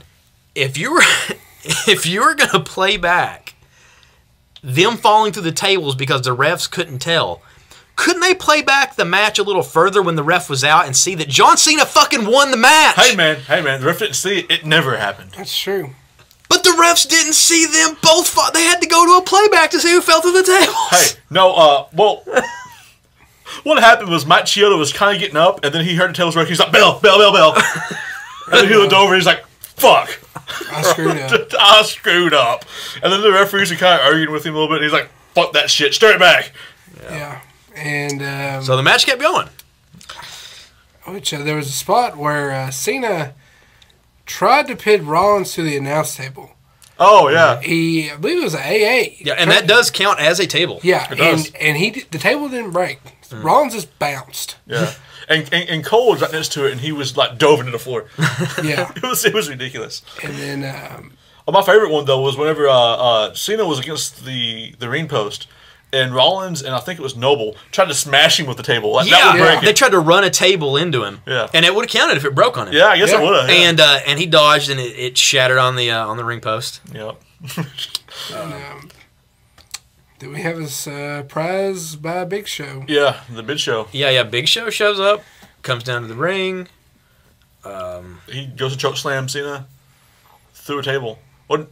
He knockout punches him, I think. Yeah, he knockout punched him, and then he looks like he's going to choke slam him. And then we hear Roman Reigns' music. Yeah, that's right. The return of Roman Reigns. Believe that. Came down through the crowd a little quicker than usual. He had to quicken his pace because there was some shit going on. Yeah. Shows up and laid out Big Show. Yeah, he hit the Superman punch. Big Show was going for the knockout punch, and then he speared him. Roman Reigns had a new outfit, I guess. It was like the normal outfit, only all the stitching was white. Yeah. I think he did green and blue before. Yeah. So, I mean, that's something. Also a big spot, John Cena picking up Noble and Mercury onto his shoulders and AAing him through a table. Through a table, yep. Which took out J&J Security. Upshot of all that is Cena wins. He remains number one contender, which was a weird stipulation for me anyway, because it's like, if he loses, he's not number one contender no more. We just don't have any. I guess. Yeah, but it's always one of those things where technically Seth Rollins is number one contender for anything he wants. Yeah. Whenever he wants to cash it the hell in. I guess he just didn't get it. He just doesn't get a contractual match for anything. There's supposed to be a contract in there, but it's not like number one contendership match. Yeah, but it's just to you just cash in. Yeah. It's not like for a setup. And after all that briefcase has been through this year, there's probably nothing in there anymore. I noticed on Raw tonight, that briefcase is almost flat in the middle. Yeah. Like both sides are crushed in completely. Yeah, he still has to carry around everywhere he goes. But after that we had, eventually after that we had the main event, which was Ambrose and Bray Wyatt. Yeah, in a tables, ladders, and chairs match. Yeah. No stairs tacked onto that match. So really it wasn't the namesake of the pay-per-view. But I guess as close as you're going to get in this situation. For the most part, ladder match. Yeah, pretty well. A lot of Ambrose climbing up ladders and pinning Wyatt through tables. Yeah, he was dropping elbows all over the rampway. Yeah. The one off the one through the announce table, that was pretty impressive. It was a huge ladder. Yeah. I don't know if it's the way they shot it or if it was one of the ladders in the entranceway. So it was big, but it still wasn't the biggest ladder. No, yeah. He went to the biggest ladder, and somebody from the crowd yelled at him, and he was like, "I can't carry that one," and then grabbed the other one. Yeah. I mean, it kicked off. I mean, most of the match. I'm saying 80% of the match, and you guys can correct me if I'm wrong on this, was Ambrose in control.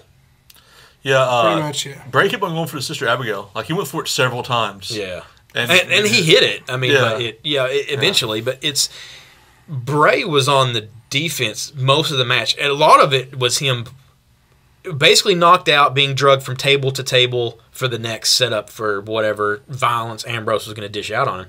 Yeah, I mean, Ambrose was just a violent hurricane of destruction.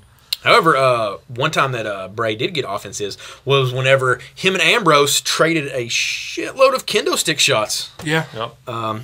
And they did something that I thought it could have went horrible, but it turned out looking great. Bray, upon just beating Ambrose with this kendo stick, the end was busted off. It was kind of shattering and splintering up. He took it over the turnbuckle and crammed the handle of the kendo stick into the padding that covers the metal on the back of the turnbuckle. This basically caused there to be like a spike sticking out of the corner of the ring, horizontally. It's there for a while. Him and Ambrose are fighting around. You kind of forget about it. Then he grabs Ambrose and throws him into it face first. Ambrose puts his hand up. It looked legitimately like it caught him in the face. Yeah. And Ambrose hit it hard enough with enough force that it pushed it out of the turnbuckle padding and launched it out into the near the barricade, holding his face. It looked like $1 million. It looked violent as all get out, and showed just how sadistic Bray Wyatt is willing to get, especially against Dean Ambrose, who, I mean, this is their second time going at it full on. Yeah. It wound up ending up with a monitor that had been brought from underneath the ring earlier that was still plugged into something. Yeah, and it's not... It was a monitor as in like a computer monitor. As in this was like a let's say like a 28-inch television Yeah. hooked to the feed from the cameras that was going through the Tron under the ring. Well, Hornswoggle needs to watch the show too, I guess. That's true, but maybe they don't get it in his dimension, so he has to come under the ring to watch. Yeah. Normally, under the ring, you think a monitor would be one of the rectangular squared ones like they have in the announce tables that get thrown out all the time and busted, so they grab one from under the ring to stick in there. Mm-hmm. Well, why they would need another random television like that, I don't know, because they don't have those anywhere. Well, like if they did a highlight reel or something, it's kind of like that type, but they didn't do one. That's true. So, it was an odd setup, but, it was for a reason. Ambrose looked at himself in this TV, and it was reflecting the Titantron. So it was like this endless loop in the screen of the television of Ambrose looking at himself. Ambroseception. Yes. And when he looked through, as the camera panned, as he was watching it, he saw the big ladder, which gave him the big surprise. So he goes down and gets the ladder, and what seems like 10 minutes of walking, carries this ladder down to the thing, back to the announce tables, has Bray on the announce table, elbow from this giant ladder on the announce table. This wasn't like Hardy, very top of the ladder, standing up full height, doing a swanton. Yeah. But still, it's pretty impressive. Yeah, he was a couple steps down from the top, but he was sort of like facing out. I would say, it looked like about as high as he and Rollins came off the Hell in a Cell. That's actually what I thought when I saw it. It was about that same height. Makes a motion like what he's going to do is crazy, and it kind of is, and then he just leaps off. Yeah. And my favorite part of the entire match, which it probably shouldn't be because it was violent, but it wasn't. It was just hilarious, and I feel like it made their character, it showed their character so well. After Ambrose hits this elbow, he and Bray are laid out completely. They're laying there just out as people tend to do when being put through tables. Ambrose rolls over and kisses Bray on the forehead and pats him on the chest. Yeah.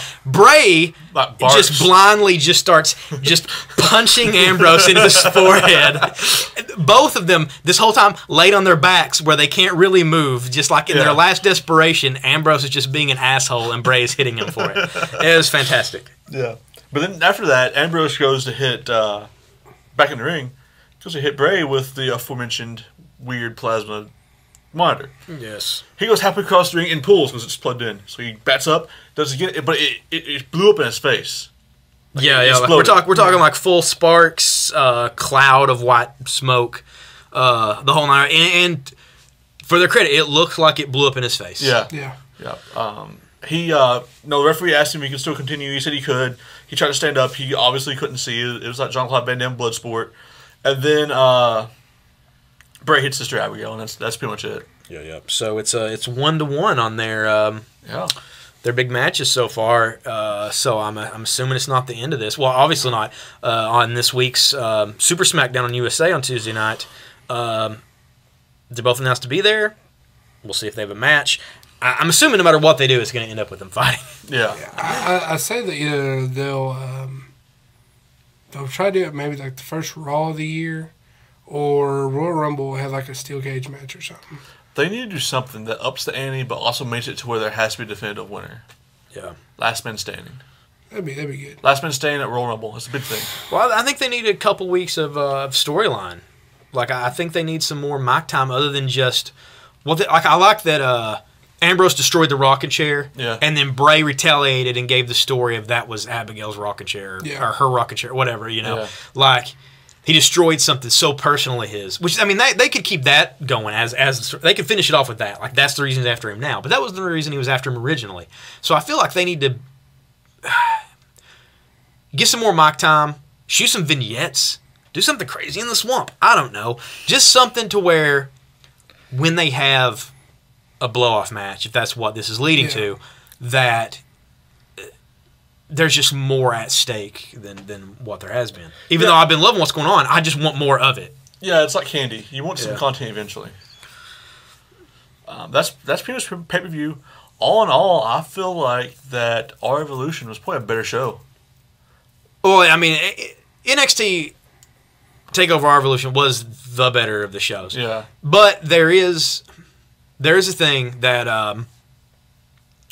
I was listening to the Straight Shoot podcast with Aubrey Sitterson. It's great. If you haven't listened to it, you can catch it on Podomatic or iTunes or YouTube or pretty much anywhere. And he was saying that, you know, TLC. This was pre-TLC. That TLC wasn't going to be as good a show and couldn't live up to TakeOver because there's just no possible way it could. Mm-hmm. NXT has 4 shows a year, so they can build for months storylines. That is true. WWE is so episodic; they have to produce so much television each week. I mean, it's just another cog in the machine unless you're one of the top 4 pay-per-views. And even then, it's kind of, some of those storylines are pushed. So, I mean, that's the thing. We got spoiled by NXT, as we always do by NXT. But, I mean, there are reasons for... That's true. And I also feel like that the 2 shows kind of emphasize the difference.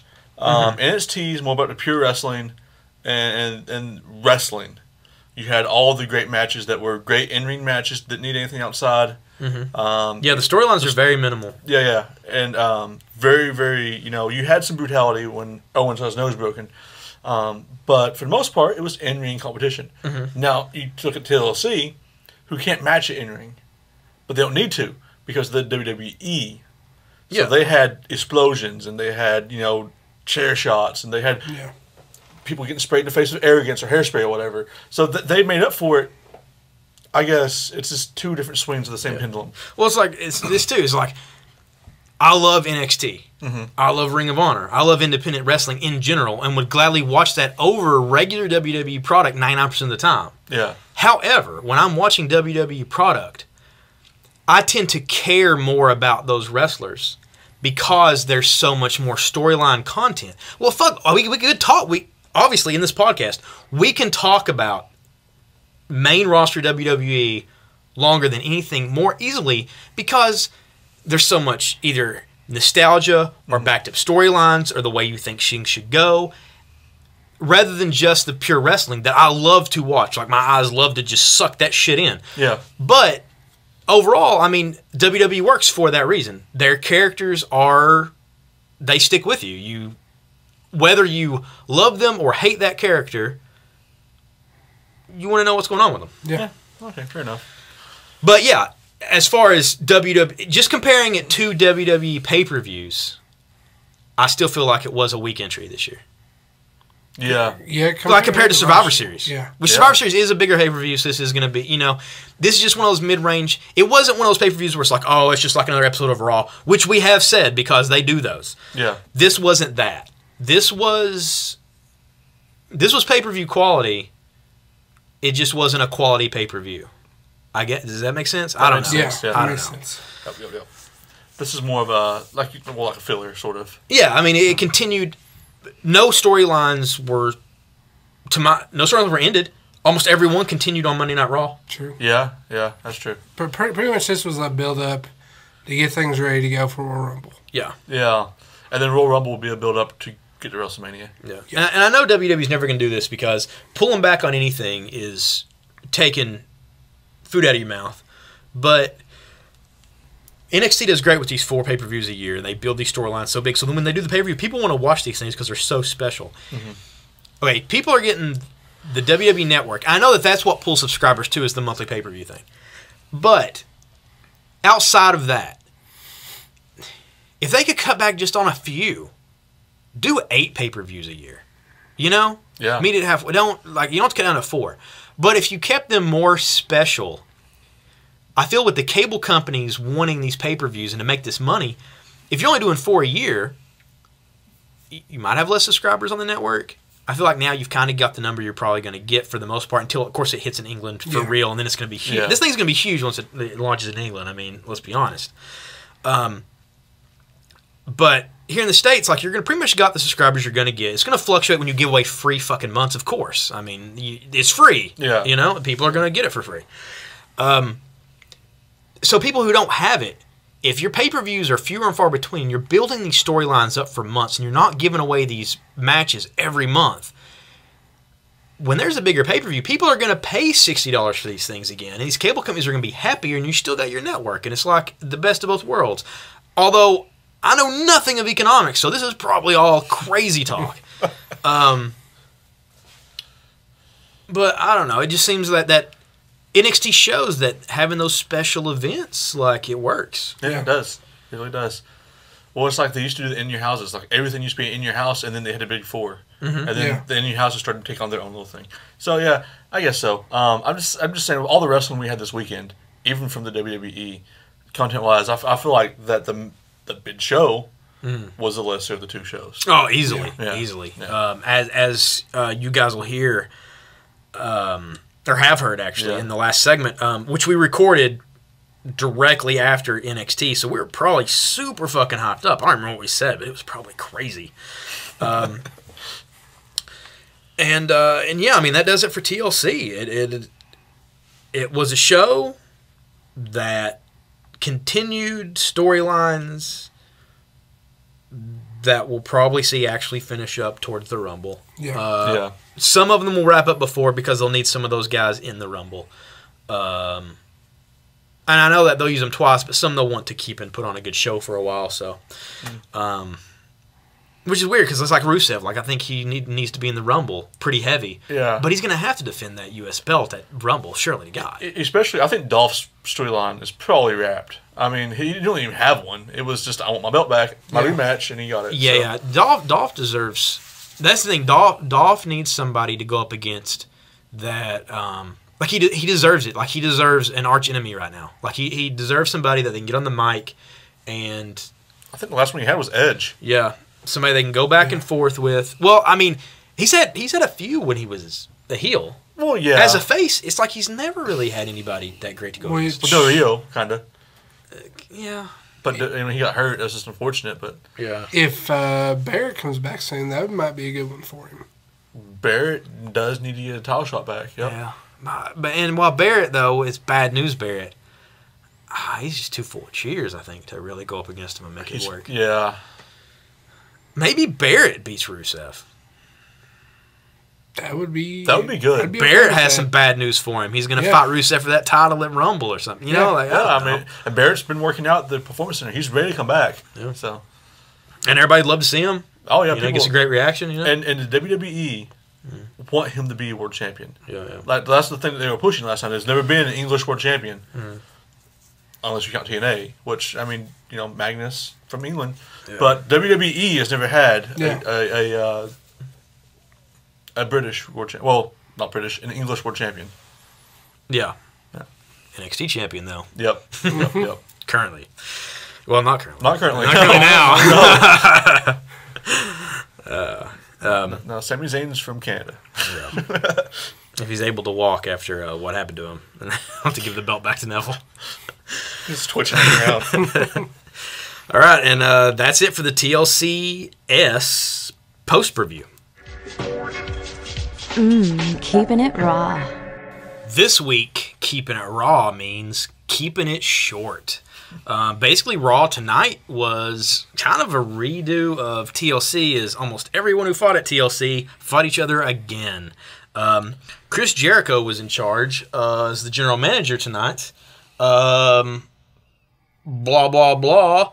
Fought Paul Heyman. Brock Lesnar comes out. F5's Jericho after completely no-selling the Codebreaker. Yes. Yeah. Which I was kind of surprised they had him come out against Jericho. I figured if Brock's there and he's going to come out, it would have been at the end. Mm-hmm. So this was kind of a surprise they did it this early.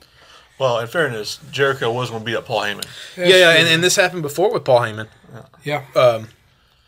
Where he was going to have to fight. And the last time, it was Triple H, wasn't it? No. John Cena was going to fight him. Yep. And Brock Lesnar came out and saved him that time, too. Yep. Saved his bacon. The match types, if you're wondering, was a Falls Count Anywhere match, a no-holds-barred match, and an Extreme Rules match.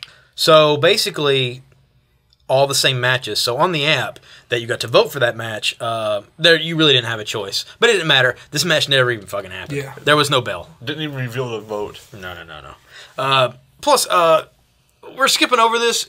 wasn't a lot that great. Plus, we live tweeted the shit out of this. So if you're not following us on Twitter, you can check the link in the text. We'd love to have you. Let's see. Some highlights. The Ascension promo. The Ascension aired a deal where they screamed at the camera and were wearing some badass leather shoulder pads and some eye makeup.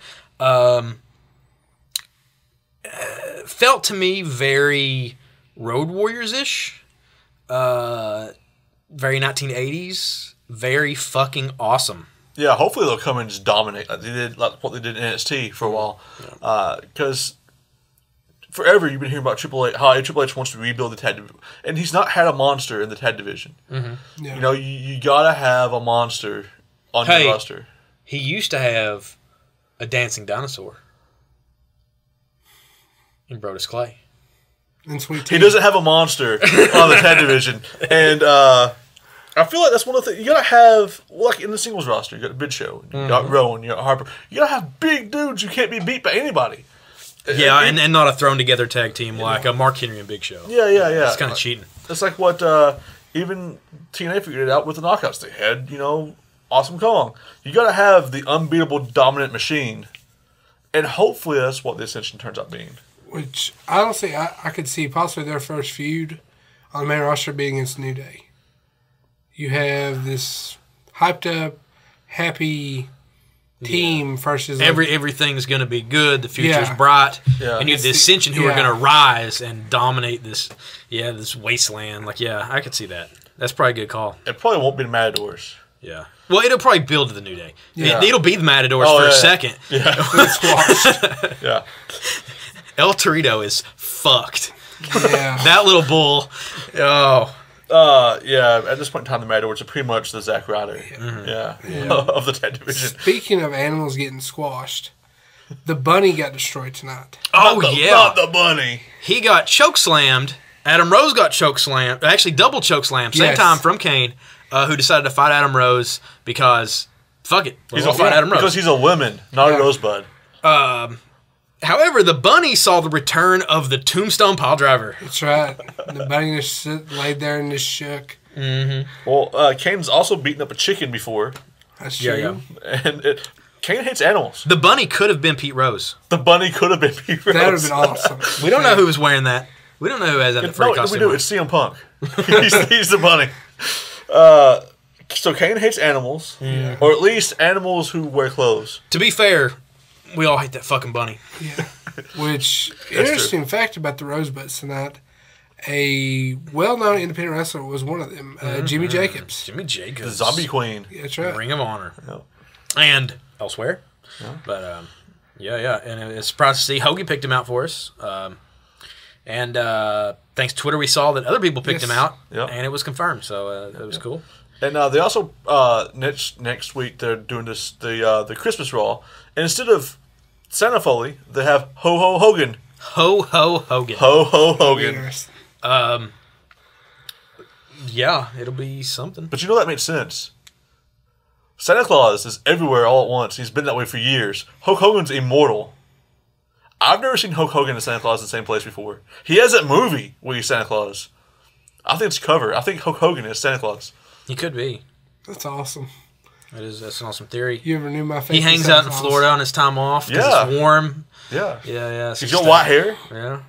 Well, he's got this weird. It's not really white. It's more of a silken light camouflage that the eye truly can't detect the color of his hair. Don't even stare at his hair directly. He'll burn your retina out. But it's the color of sunshine. And the hopes and dreams. It's the color of pure light. It's the color of hopes and dreams of little children all across the world. And the skin is the color of hot dogs. Go get them, go get them, Holster. The main event of the evening was a steel cage match. Yeah, rematch. Rematch between Seth Rollins and John Cena. You mean between John Cena, Seth Rollins, and J&J Security yet again? Yeah. And Brock Lesnar. That's right. Because back and forth contest, and then both men are down, and the music hits. Here comes the beast. He German suplexed the fuck out of John Cena. Yes, and the fuck equals 3 times in a row without letting up. Yeah, well, I mean, to be fair, though, 3 German suplexes from Brock Lesnar is going to be equal to like a nuclear bomb. Oh, I wasn't downplaying it. Oh, okay. It looks vicious as fuck, yeah. And then he delivered an F5 to Cena. Yeah, he did. Yeah. And then was the twist. I figured it would be immediately going after Seth. Seth Rollins would try to be like, oh, I can escape now. He'd pull him back, F5 him for fucking things up for him at Night of Champions. Not already fucking him up because he kept his title, but he did get curb stomped, and I imagine that'd piss a guy off. But no, water under the bridge. Yeah, Rollins might be a Heyman guy now. They seem to really heavily imply it. Mm-hmm. Brock actually motioned for Rollins to take Cena for the pin, and Heyman shook his hand, and Rollins just kind of gingerly stepped his ass out of the cage. Yep. And JBL latched upon the idea that it was a master plan from the architect the whole time. Mm-hmm. He decided in his brain that it was Seth Rollins who conspired. And it may be Seth Rollins is conspiring with Paul Heyman, because that's a genius stroke from Paul Heyman. Not only do you have the world champion, you have the anytime you want 24/7 number 1 contender for the world title. Yeah, which means that you're in control of when that gets cashed in or whether that doesn't get cashed in. Yeah. So in the off chance that Cena does win it, he has a plan B. Yeah. Rollins is really familiar with being plan Bs. Yep. Yeah. So. But yeah, apart from that, Raw was, I guess it was one of those things where everybody was half dead from being beaten to death at TLC, so it just seemed flat. Mm-hmm. But it's also the one before Christmas, and it's just, I don't know. The end of the year Raw has only seemed to fall kind of flat. Yeah. There you go on that downtrodden, lifeless note. It's that's keeping it raw. TNA Minute. Yeah, it's been a couple of weeks since we've done one of these, but at the same time, TNA's not really had some concrete news until recently. Giving us for the TNA Minute is Matt Pierce. All right, guys, looks like some big news on the TNA front. First up, they're not TNA anymore, it looks like. They're now Impact Wrestling. New logo, new name, new start. Better choice. Much better choice, I believe, than the TNA. In addition to that, Dixie Carter is tweeting out that there's going to be Impact Wrestling Unlocked, a new show. Don't know for sure what it's going to be yet. Who knows? And big news. A lot of people will get Destination America. I don't know anyone who has it. But if you have a PlayStation 4, they're rolling out PlayStation View. Destination America is going to be available on PlayStation View. You'll be able to watch TNA on your PS4. Which is awesome, because I have a PS4. So that's actually some good stuff for TNA. It sounds like they're on the right track. And that's it for the TNA Minute. The Declaration of Independence.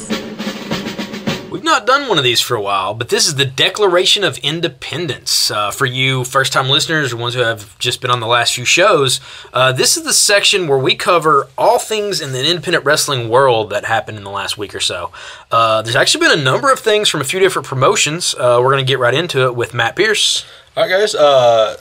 Earlier this month, Shikara held its annual Young Lions Cup, and Heidi Lovelace, first ever female to win it, she beat Missile Assault Ant on the Tomorrow Never Dies pre-show.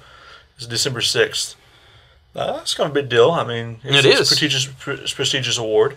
It is a female winning it. That's a big deal. Yeah. I mean, Shikara is, if you haven't watched it, they're really good family entertainment.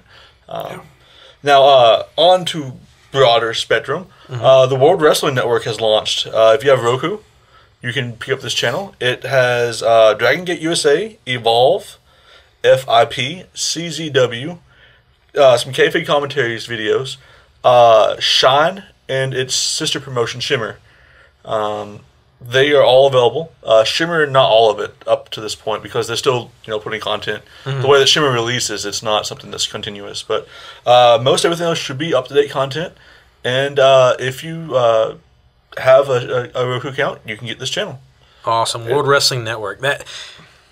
All of those promotions that you named off, plus the current WWE Network, means that I'm going to get zero to little of anything accomplished ever in my day-to-day life. Well, in fairness, now you have an excuse. That's true. Yeah. Other than the drunkenness and sleeping. So that goes. And face painting. You still doing that Sharpies, aren't you? Well, it stays on longer. I can sweat a lot more because usually I'm sweating. I've got a Big E situation. But yeah, it's that sounds great, and it's great to see somebody else doing it. God, I wish we could get something for Ring of Honor like that, other than just on their online site. I wish we could get something with an app for like my Apple TV would be great. I would gladly pay the money to watch back stuff for most of these indie things if it just fits right. I think I've got a Roku box at the house. I'm currently not using it. I'm gonna hook it up to the spare TV though, and probably give this thing a shot if it's not too much a month. Yeah, I mean, and all of these companies, they're all varied wrestling. You know, you got hardcore, you got your lucha, your women wrestling. FIP is more family oriented, I believe, and it's all there. It's a great variety. Yeah. So awesome. Next up with covering a show is Hoagie Masters. PWG, Pro Wrestling Guerrilla, had a show this past Friday. It was called Black Coal Sun. Black Coal Sun. Yeah. I like that title. They used the song Black Coal Sun and then just changed it up with Adam Cole. Mm-hmm. Which is kind of cool. Hey, you had Adam Cole to anything. It's going to be cooler. We love Adam Cole. Pretty decent show. First match was AR Fox, ACH, and Rich Swan. They defeated Bobby Fish, Chuck Taylor, and Johnny Gargano. Man, it's odd they broke up Fish and Kyle O'Reilly. Which Kyle O'Reilly is their world champion. Well, really? Was their world champion. I'll get to that in a minute. Well, I know Gargano and Chuck Taylor are part of a team called Fist. Yeah. So, both of the wrestlers. Johnny Gargano, if you never watched him, take a look at him. He's really good. Chuck Taylor, too. Yeah, Chuck Taylor, yeah. Then Excalibur comes out and announces that Roderick Strong is not there. He missed his flight due to a storm, and he won't be at the show. Keep this in mind. This is some foreshadowing for later on. Also, a little thing was John Morrison was in attendance. It was Johnny Mundo on. Did they call him Johnny Mundo? Or did they bring it up? But he was sitting in the crowd. So nothing really happened with that. Next up, this is kind of important. Adam Cole defeated Cedric Alexander. After the match, Cole got on the mic and announced he is injured. He got hurt during the match at Final Battle with Jay Briscoe. This is legit injury. Yeah, this is legit. This is a legitimate injury, shoulder injury. Says it will require surgery, that he will probably miss Ring of Honor's next pay-per-view. But Ring of Honor announced this evening that he will be at their next TV tapings. Which is January 3rd in Nashville, Tennessee. That's right. Where we will be attending. So, there you go. So, I mean, I don't know how, he doesn't know real sure how long he'll be out, but hopefully wish him a speedy recovery for this. Absolutely. Yeah, definitely. It's going to be, he's going to be missed. For sure. Yeah.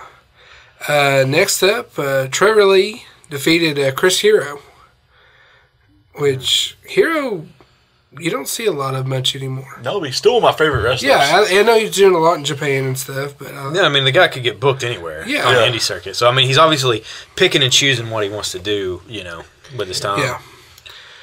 Next up, the tag titles were defended. The world's cutest tag team, Kenneth LeRae and Joey Ryan. Joey Ryan has one of my favorite gimmicks of all time, as he is the sweaty porn star. Yes. It's the best. It's the best. He got a Raw shake in TNA. Yeah, he did. They defeated the Addiction, Christopher Daniels and Frankie Kazarian. Nice. They retained their tag belts, which that's a big win. Well, it's a big win. It's also kind of a big deal that PWG has a tag team champion that's female in a division that's not a female division. Yeah, they're a mixed tag team, and it's just like any other tag team. Yeah. And next up, Brian Cage defeated Tommaso Ciampa, Biff Busick, and Uhaa Nation. Uhaa Nation. Yes. Uhaa Nation is awesome, guys.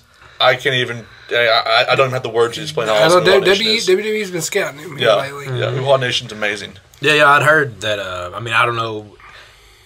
I can't remember where the information came from, so it may have just been rumor mill stuff. But it was that they had signed him to a developmental deal. Next up, probably a phenomenal match. Matt Sydal and Chris Sabin versus the Young Bucks. Holy shit! They actually won. Sabin's Sydal did. So moving on. World title match. Kyle O'Reilly versus Ricochet, which Ricochet won Battle of Los Angeles, which made him the number one contender. Well, that's one of their annual pay-per-views that they have, Battle of Los Angeles. Yeah. Kyle O'Reilly ended up winning. After the match, remember how I said Roger Strong was not there? Mm-hmm. Roger Strong comes out. His plane made it. Yes, and comes out, and he attacks Kyle O'Reilly and challenges him to a match that happens right then and there. Oh. And it is a guerrilla warfare match, which pretty much it's anything goes. Yeah, still let the Ring of Honor fight without honor, sort of. Yeah. Which Strong ends up winning and becomes your PWG champion. Sweet. Yeah. And what I find interesting in that is that Ricochet is wrestling against the PWG for the championship. Yeah. And in Lucha Underground, he is Prince Puma. Yeah. But he's not. He's switching his characters to. That's awesome. Yeah. That's great. I would have seen Super Dragon. He was my favorite PWG guy. Yeah. I know he doesn't wrestle as much anymore, but absolute badass in the ring. He has some really good stuff with Kevin Steen. But that show, man, that's an awesome show. Yeah. And that was about it. Awesome. Well, there you go.